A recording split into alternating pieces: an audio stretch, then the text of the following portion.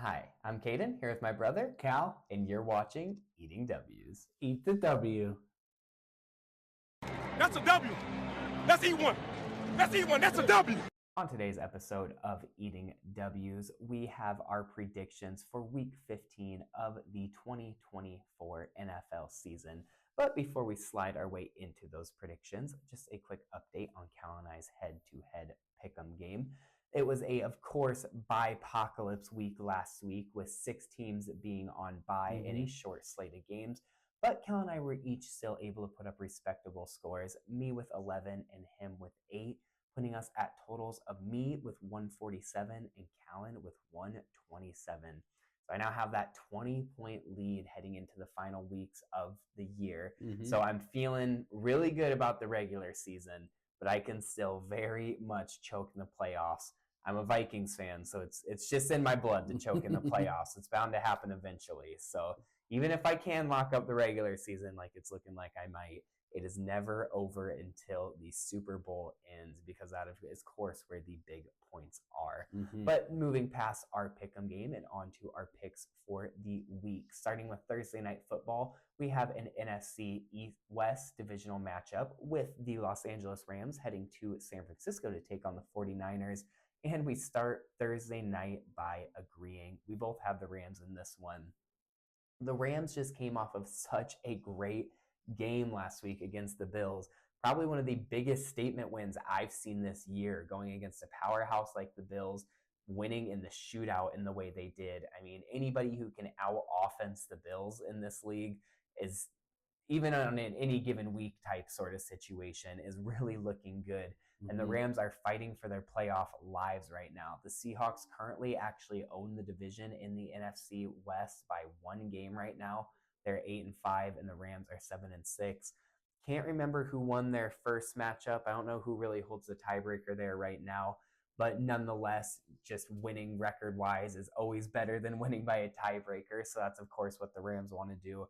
And picking up another divisional win right here will be huge for those playoff standings, because I mean, a win in general at any point, of course, is really nice at this point, but a divisional win is extra nice when you're not only fighting for your division, but even if the Seahawks are able to control their own destiny and win the division, they're very much fighting for a 7 seed right now and are in a great stance to win that last wild card spot.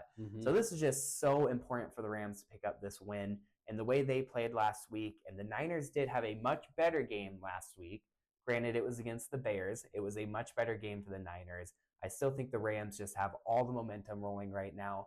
They're a very healthy team. They have all their stars on the field right now. And that's just that good of a team, and that good of a team being healthy is just a recipe for a win for LA. Yeah, I like the LA Rams to win this one, even though it is in San Francisco, mostly because of 3 players: Puka Nacua, Cooper Kupp, and Kyren Williams. And because of that big 3, I expect big stat numbers out of all 3 of them this week against the 49ers, who have had a tough time stopping the run and the pass this year, compared to years in the past where they have been a more dominant defense. Even though Fred Warner does still command that defense, it will be interesting to see how they're able to stop, or if they're able to stop, whether that be Kyren Williams or that passing game. Whichever one they choose to stop, I expect the other one to just be able to beat them. Of course. So pick your poison. Yeah, definitely. It really is. So whether that's, like I said, whether that's Kyren Williams or the passing game of Stafford, Nacua, and Kupp. So it'll be fun. It'll be a fun game to watch nonetheless. Christian McCaffrey is out still for this week. I believe he is out for the season now on injured reserve. That's what McCaffrey and Jordan Mason are both out for the year. And I know Isaac Guerrero left the game with an injury. Yeah, he has a mild foot sprain and is questionable. So the next man up is actually former Packer Patrick Taylor, who is a 3rd down running back specialist. That's what I know of him as. He always came in on the 3rd downs. So we'll see if he's able to put in any starting running back numbers. But because the 49ers are so beat up, I expect the Rams to walk away with this one. Any team, or if any team can make a guy like Patrick Taylor look like a starting running back in the NFL, it will be the 49ers, though. So even if Patrick Taylor has to end up taking that starting role, look for at least a decent performance from him this week. So now moving down the list a little bit, we wanted to talk about one AFC matchup. So we picked one that had some big implications. Next up, we have the Miami Dolphins heading to Houston to take on the Houston Texans. And we actually split on this one. Callan has the Dolphins and I have the Texans. Now, this is a pretty big matchup for playoff implications right now. I believe that the Dolphins are 6-7 rather, and if I'm not mistaken, I think the Texans are 8-5 and leading their division right now. But of course, the Dolphins are not leading their division, not because of their shortcomings, but even more than anything because of the Bills' overcomings. But the Dolphins are still in a pretty good chance for the wild card right now. There are a couple teams who are 8-5, and there are a couple teams that are 8-5, so they're sitting 2 games behind them right now. So every game is pretty much becoming a playoff game for the Dolphins if they want any chance. You got to imagine those 8-5 teams are going to start not dropping off, rather, but at least 1 or 2 of them will pick up a loss or 2 for the rest of the year. So if the Dolphins can win out, they can really put themselves in the driver's seat for a playoff spot. But I'm looking at the Texans here as well, and they're only 1 game ahead of the Colts right now. So they're kind of controlling their own destiny and having to put themselves in the driver's seat just the same way the Dolphins are. So I think that the Texans are just an overall better team and more than anything, a consistent team. They did have a couple of meh weeks throughout there when they had the big wide receiver injuries with Nico Collins and Stephon Diggs both being out for a while there. But ever since they got Nico Collins back, it just seems like they've been clicking again. He's such an instrumental part of that offense. CJ Stroud, it's like you could see his confidence go back up when Nico Collins got back on the field. And that defense has almost been boosted confidence ever since that too, which is probably just a overall team morale and an overall winning type boost of confidence, not really anything to do with Nico Collins. But they've been getting those sacks again like they really should be with guys like Danielle Hunter and Will Anderson Jr. on both edges there. So I think that the Texans just continue to roll here at home and get a win this week. Yeah, the Texans have been on a bit of a roll, but they've struggled in some games this year. And in some of these tough games, that are really high impact games, where the scenario comes out as a high pressure situation, they've kind of struggled in those big games. I'm talking about like games against like the Packers and Monday Night Football against the Jets, where they've kind of faltered. And I look for them to kind of falter again this week against the Dolphins, as the Dolphins go fins up and they go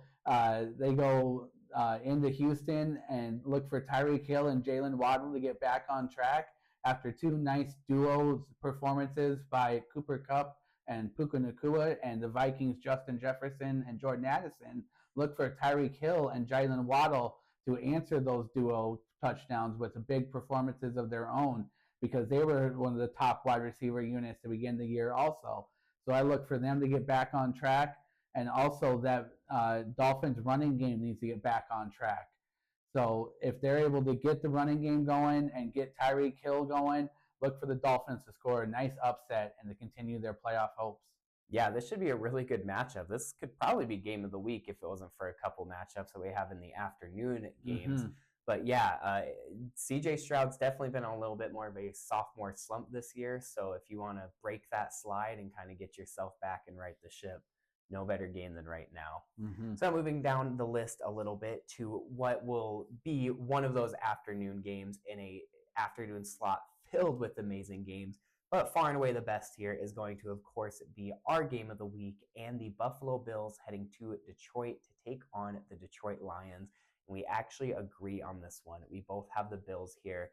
Now, I will be honest, a small reason I picked the Bills is because the Vikings are still only a game behind them, and it would be really nice to see the Lions lose, that's for sure, especially because the Vikings have what should be, knock on wood, an easier matchup this week.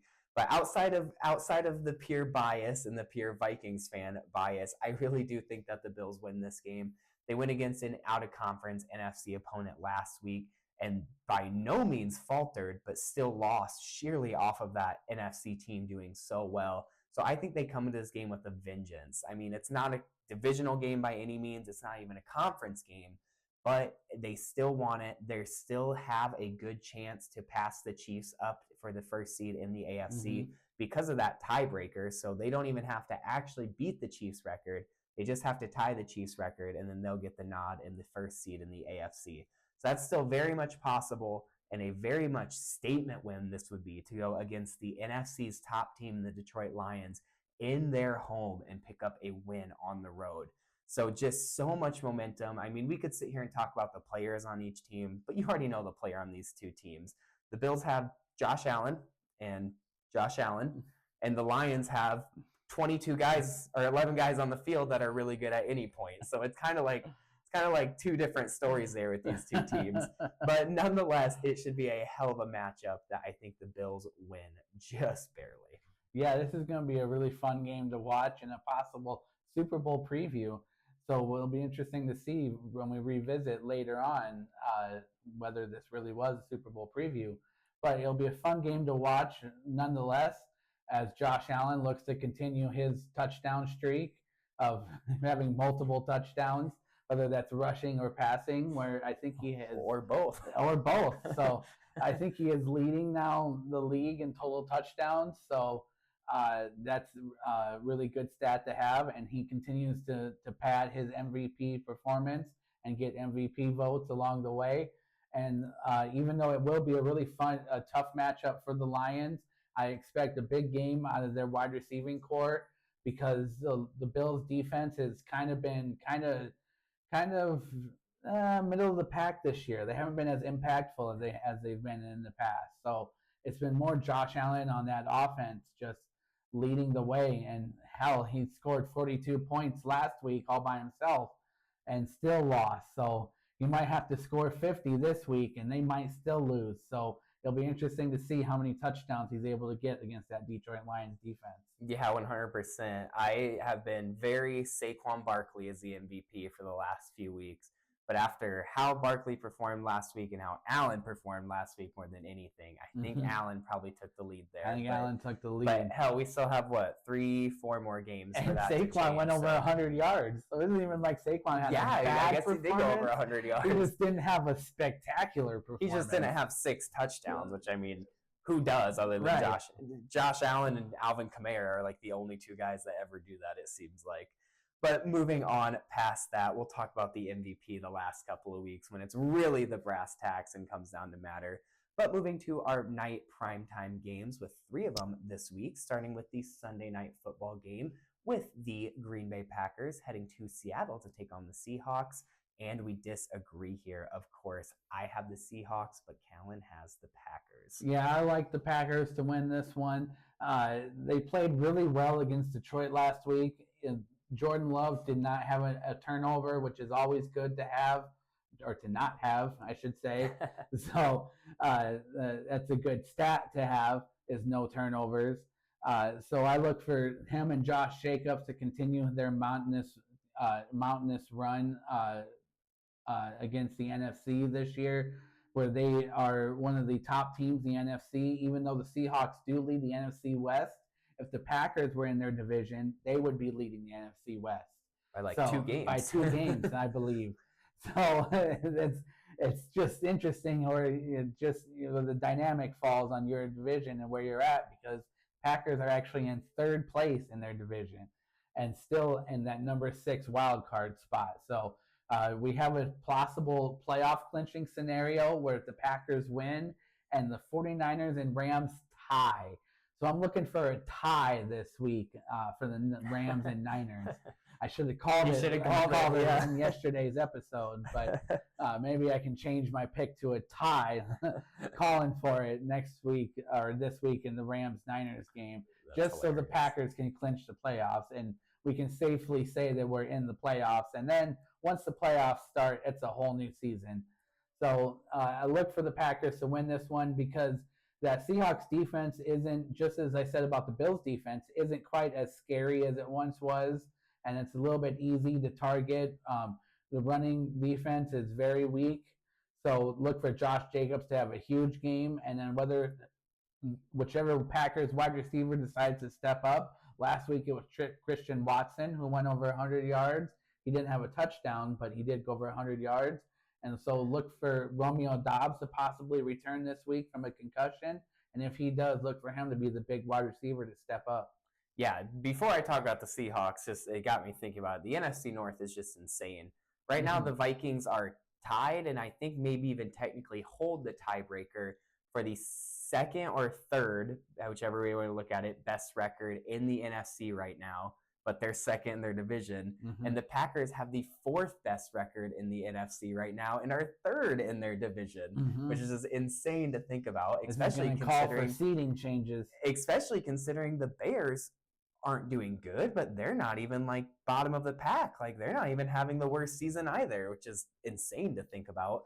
But I digress. Nonetheless, I got the Seahawks in this one because I think that the Seahawks are a really good team overall. I believe Kenneth Walker will be coming back this week. I'm not 100% sure on that.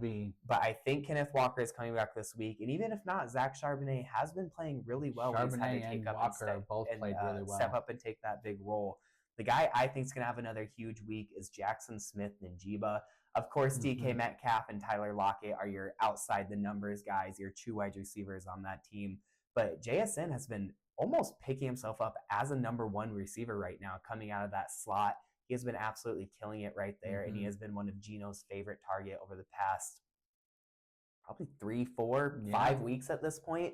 So it's been a continuing trend. It hasn't been just a fluke week or two here and there. So he continues to do really well, and I think that he'll do even better against a Packers team here that, if I'm not mistaken, is a little shaky in the slot. I think overall at slot corner is Keyshawn Nixon. Yeah, who did have his first interception of the year last week. So maybe he's turning a tide there too. But he's definitely more of a specialist guy, all said and done.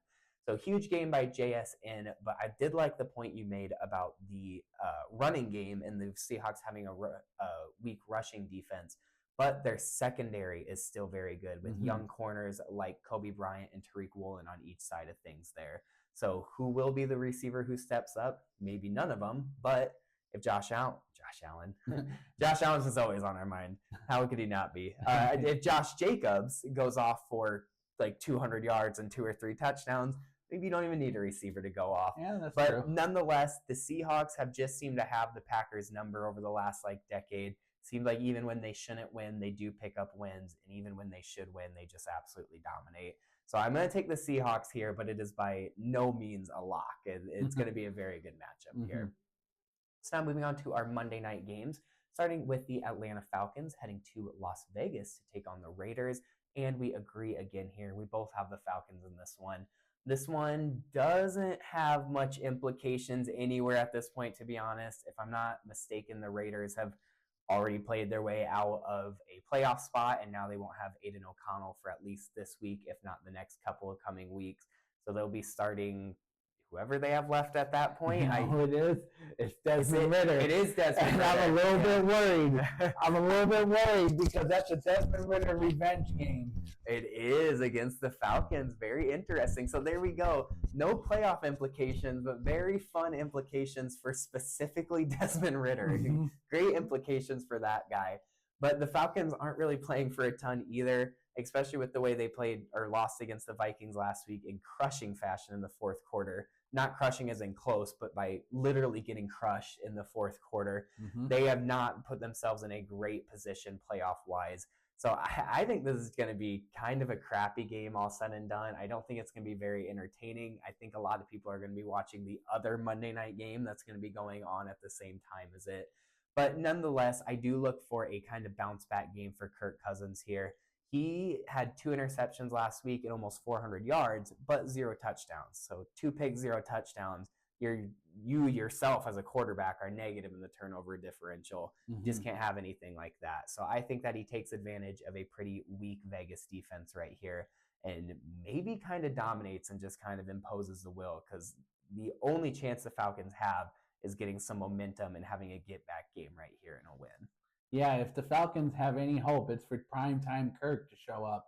And that now primetime Kirk is a superstar. It's a good thing, yeah. So if he shows up, then look for the Falcons to walk away with this one pretty easily. But he has really been struggling this year, and really most recently also as I mentioned yesterday, he leads the league in interceptions.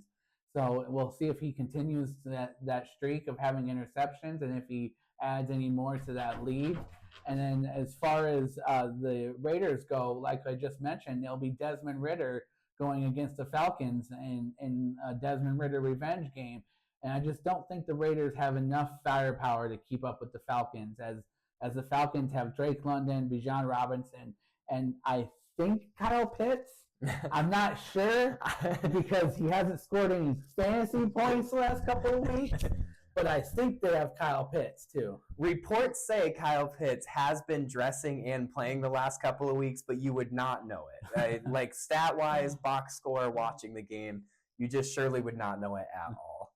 But moving on to our final game we're going to talk about this week in the second of two Monday Night Football games and an NFC North matchup.